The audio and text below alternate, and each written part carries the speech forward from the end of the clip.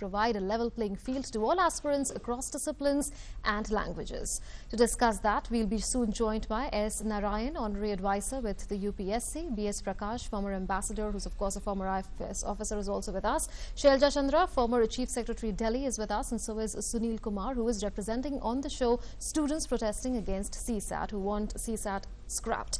I welcome you all to Newsnight. My first question is to you, Mr. Kumar.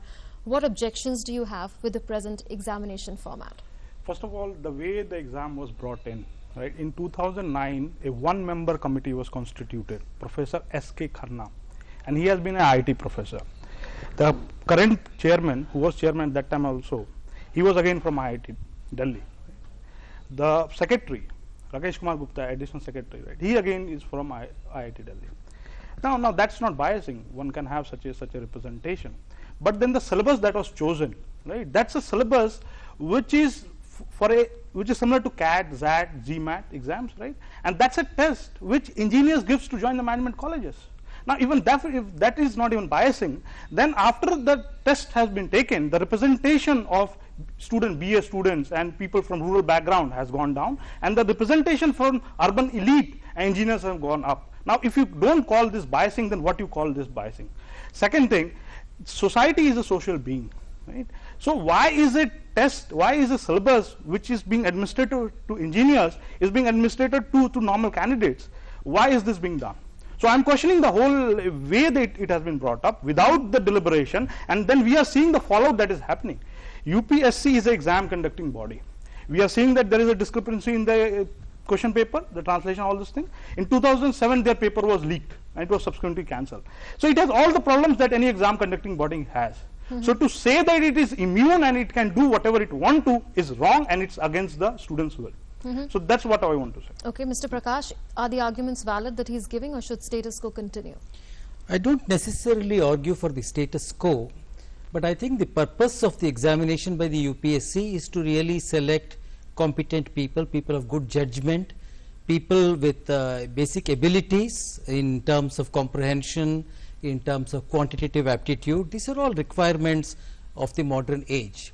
And I think since so many lakhs of people apply, I believe that it has to be a tough exam at every stage, and tough elimination exam, so that everybody's time is not wasted. Then let us say about 15,000 people take the main exams. Again, it has to be a tough exam. And I speak from the perspective of somebody who has been associated with the UPSC in the past few years, and also somebody who also meets the young officers who join the foreign service.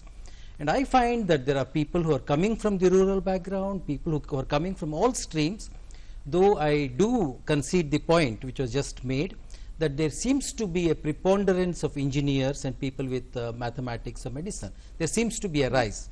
So I believe that. But doesn't that validate the argument? Yes, maybe the exam, maybe the UPSC can take a look at it. I have only seen the kind of people who come in. It should be possible to tweak this exam somewhat. And this is not the first time that this has happened. The UPSC has been changing the exam pattern for many years. I am sure the exam that we took 35 years ago was very, very different from what it is today. But basically, India is a complex country and a society, as we all know. There are so many different segregation, segmentation and differentiation.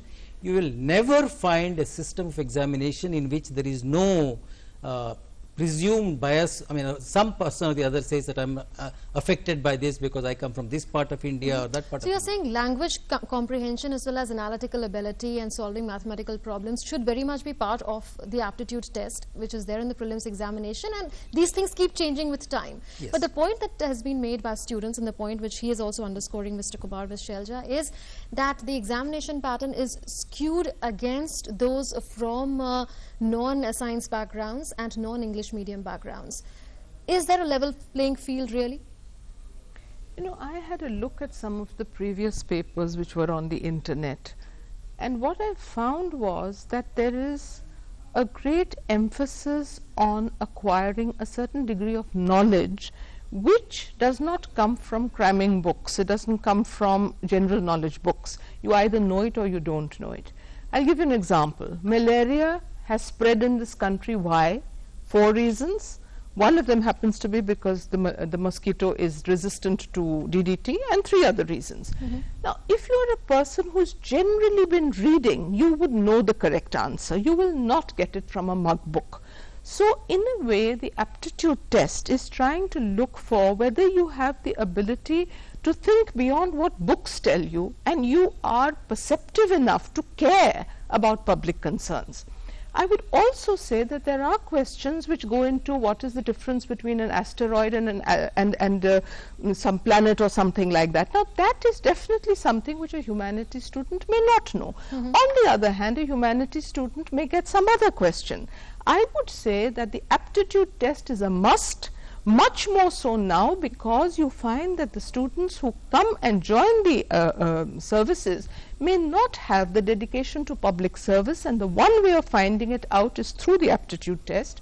However, the test itself does need to be put in a way that there is an equal chance for a person with a rural background who would be having a lot of knowledge which an urban... Is that judicious mix there?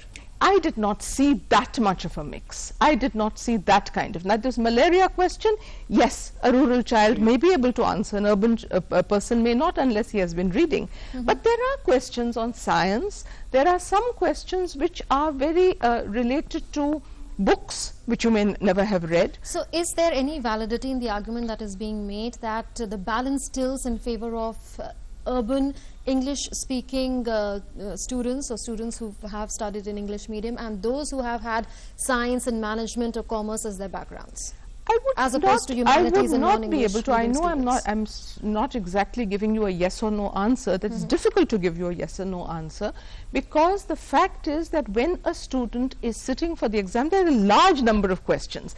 There are sections, and therefore, if you're good at something, you may not be very good at something else.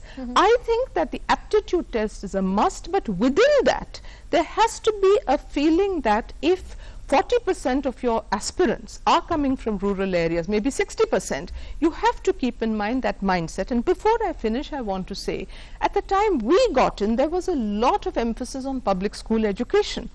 It was changed. In the next 10-15 years, a rural, you might say, affirmative action in favor of the rural areas was done. In the examination services. In the way the questions were being posed, in the way the interviews were allowed to be conducted. In terms of orientation. And interview, how you perform. You can do it in Hindi, you can do it in the regional language, you can answer in the regional language.